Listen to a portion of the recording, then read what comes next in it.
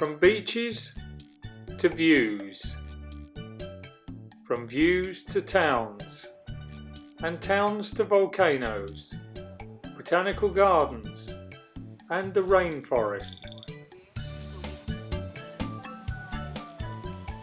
Castries is St. Lucia's modern capital. On Fridays and Saturdays, the large market is well worth a visit.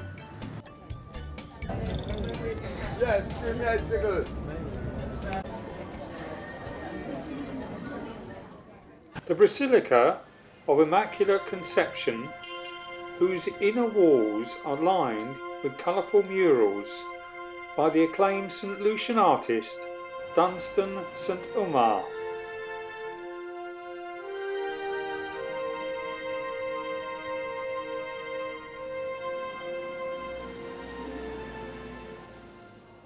In the main square you can see these 19th century buildings. These escaped the fires in 1927 and 1948.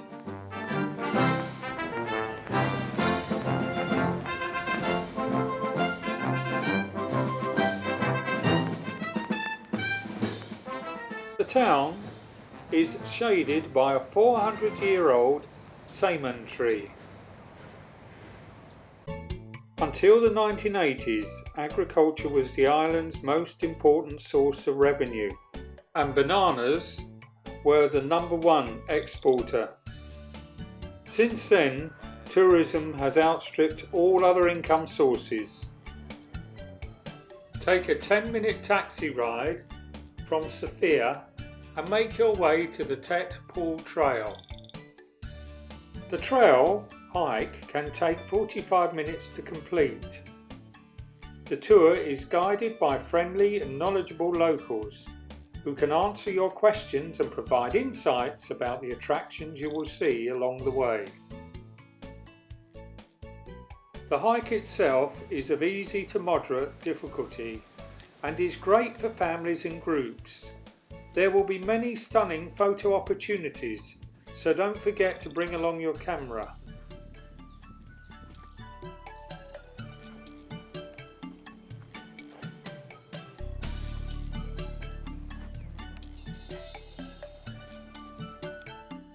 Wind your way up grand stairways past the spectacular vistas of the World Heritage Site. See beauty unchanged and unspoilt since the beginning of time.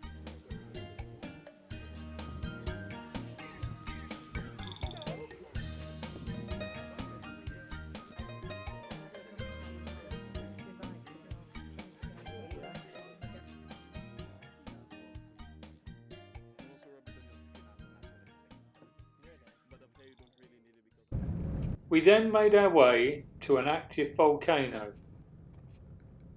The Soufriere volcano, Sulphur Springs, last erupted in the 1700s, over 200 years. It originated from a weak spot in the crust of a collapsed volcano crater and is considered to be a dormant volcano. You may also notice the pungent odour of hydrogen sulfide in the air, a smell similar to bad eggs.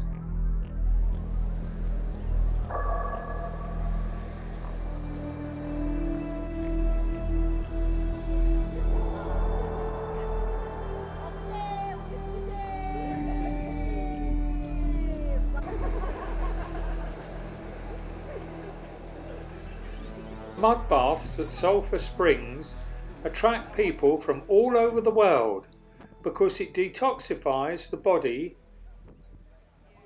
Diamond Botanical Gardens is now a thriving tourism site. 6 acres of planted gardens, including the Diamond Falls. The Diamond River comes straight from the Sulphur Springs, back from the volcano mud and spilling over the rock face, staining the stone wall with many colours left behind by the materials finally dropping into calm pond below.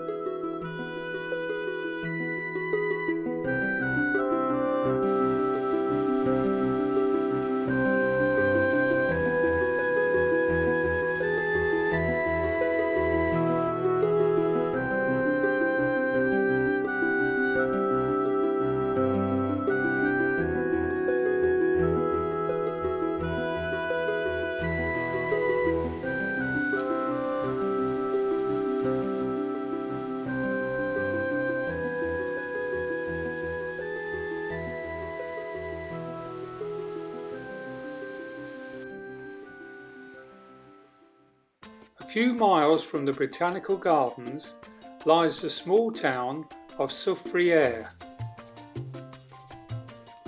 Old wooden buildings line the streets.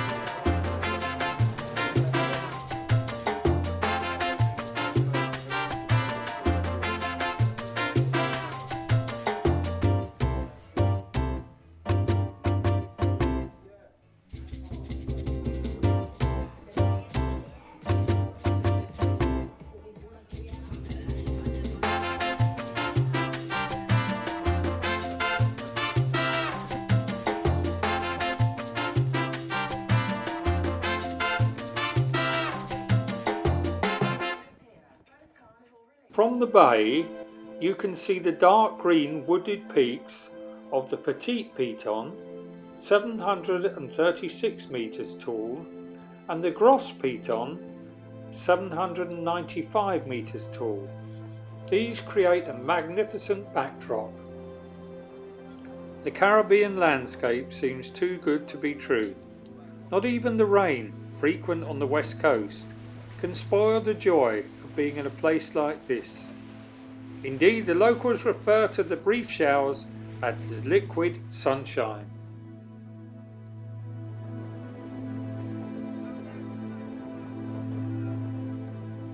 As we make our way around the bay, you can see on the right hand side here the magma that came down from the volcano.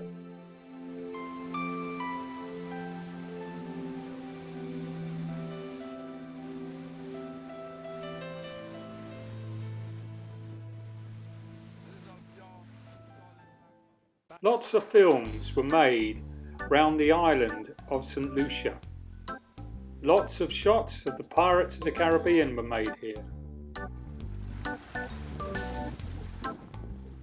You can enjoy a drink in Doolittle's, a boat ride across the bay named from the 1966 movie Dr. Dolittle was shot here.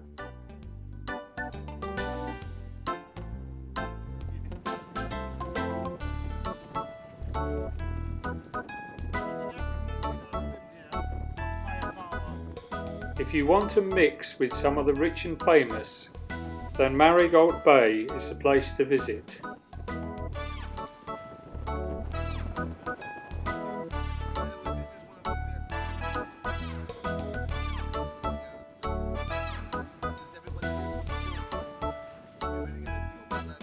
A lot of yachts flock to the natural harbour and large marina.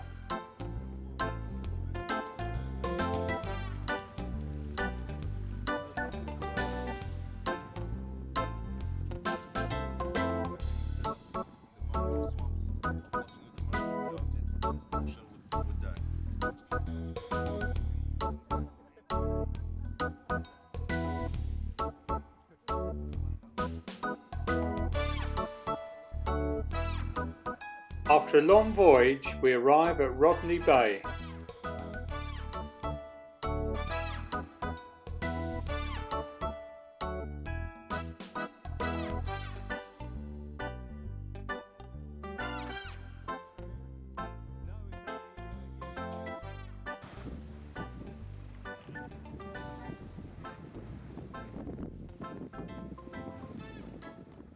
With views across to Pigeon Island.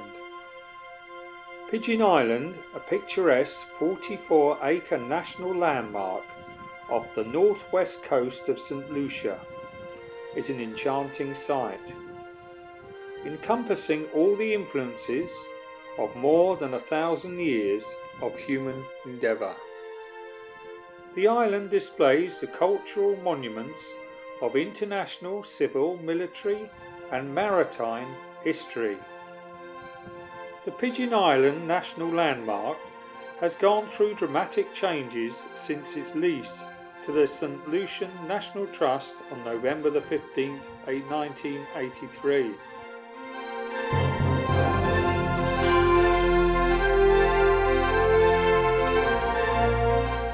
The focus for the restoration works is the 18th century occupation of Pigeon Island.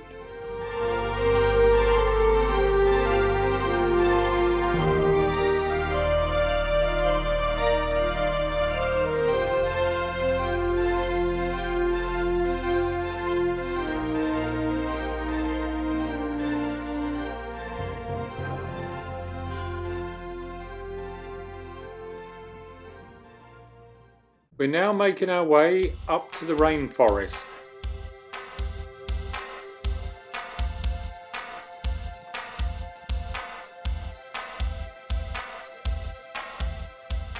Trips on the zip wire are a must, and you will certainly enjoy the experience.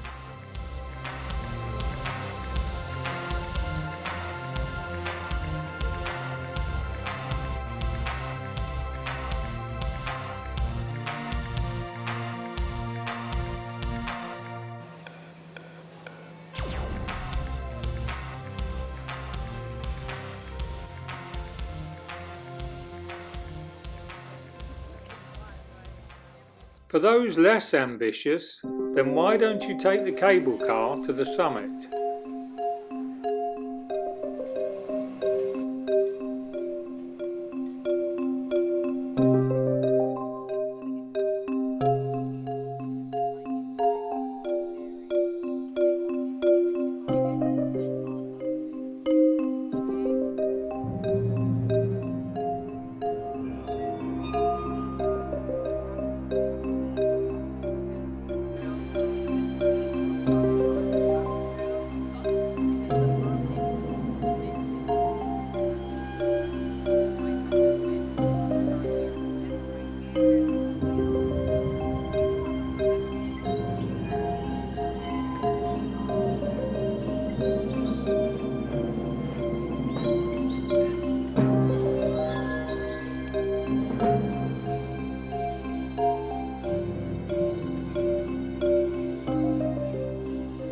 With views over St. Lucia.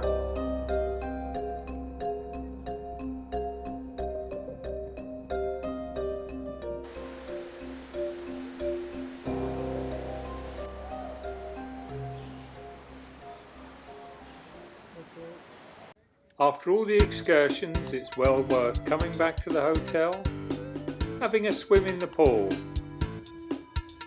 watching the sunset,